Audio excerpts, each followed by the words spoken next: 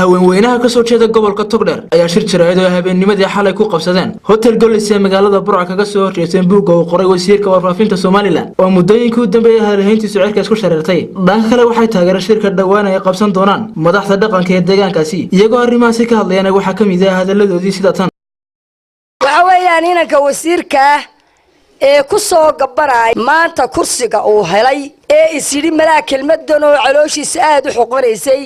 maxaad ku ceebaysaa hablaha garxajis inanka waxaan u maleenayaa inaanay hooyo dhalin inuu masaasad shaqay nin masaasad shaqay waxba ma qiimeeyo waxa weeye hooyo uu ku calaamadsan yahay ma jirto 9 bilood oo lagu qaaday oo ku calaamadsan yahay ma jirto hadii aanu anagu nahay hablihii Soomaaliland ku nool boqolkiiba boqol aanu ka xunahay kelmadda hablaha lagu caayay eenay geyin shirka garxajis waynu wada taageeraynaa waanaynu taageersanay waanaynu ku raacsanay kamana xumin reer Isxaaq ama Soomaaliland ayda habluhu way ka reebanayd ragga reer Soomaaliland hablaha ma caay jirin ninkaas uu qaldamay waxa wanaagsan in maxay reer Soomaaliland ninka caaya bartu taagan yahay in lagu maxkamadeeyo ayaanu sheegaynaa musabbixina waxaanu sheegaynaa hablaha la caaya waa habaryaraha shirkii garxajis lagu dhawaaqay inuu dhacayo bisha afraad 15keeda inuu dhacayo in lagu adkaystay waanu taageersanahay shirka garxajis waanu soo dhawaynaynaa way naga go'an tahay waxay Soomaalidu ku mahmahdaa gacal kala maqnaan jiray iyo geelba way soo ololaa ninka la hadlay waxaan dhageystay isagoo leh habaryar waaya habaryar rasuulku sallallahu alayhi salaatu wasalaam khalati masluha ummuhu hooyada habaryarta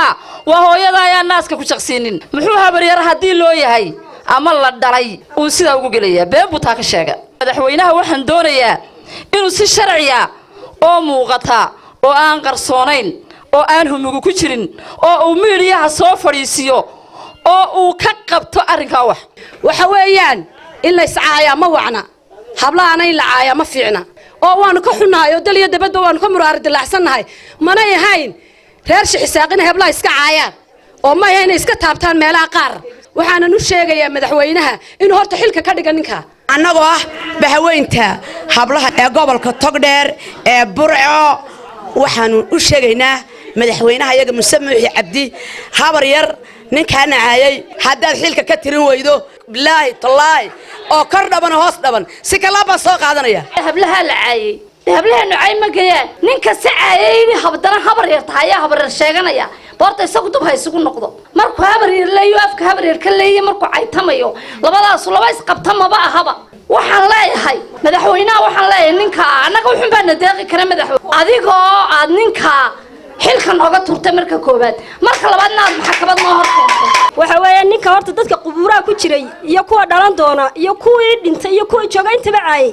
waxaan u maleynayaa horta dambi waxa ay lahaayeen dhammaan isaga ay dhakadiisa tahay madaxweynaha Soomaaliland ku jeer waxaan ka codsanaynaa inuu wax cad oo la taaban kara ka qabto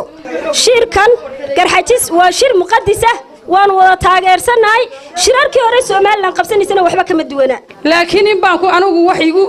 iga guuxayay oo Soomaaliland quseeyo ayaan ku darsanaya waxa weeyaan waxaan leeyahay madaxweynaha waxa tiri guddi baan diro sixir baan dejinaya madaxweyne ma yaabarin halkaad waxa dhacay in maxaan ku raadayay shirkadihii dadka u shaqeynayay la baaray aan ahayn sixir bar ku jiro talabaad waxa isweydiin leh banka Soomaaliland kulmiye ka hor uu shaqeey jiray mid hore iyo mid dambe banka Soomaaliland muxuu shaqeey waayay maxaa shicibka loo majar habaabinaya abaartu ku dhacday ee maxaan ku raadayay sixir bar ku dhacay ee ilaahay xaaladooda og yahay ba maantana intii ay ku shaqeynayeen shirkadihii kuma dhex jiro barakaad iyo dahabtoona midna waxa la shicibka Soomaaliland horta marka hore waxa fahmo oo waxa arko oo halka wax kaga socdaan ha ogaado oo maalin walba yaa la jahabaabin kuma jirto halka laynika daydayay barakaad iyo dahabna shirkada aynu ku shaqaysan sixirna inooma yahay banka Soomaaliland ee shaqay waaya intuu kulmiye joogay ayaa keenay Cabdiraxmaan Ise telefishinka caalamiga Somali Cable gudaha magaalada Burco.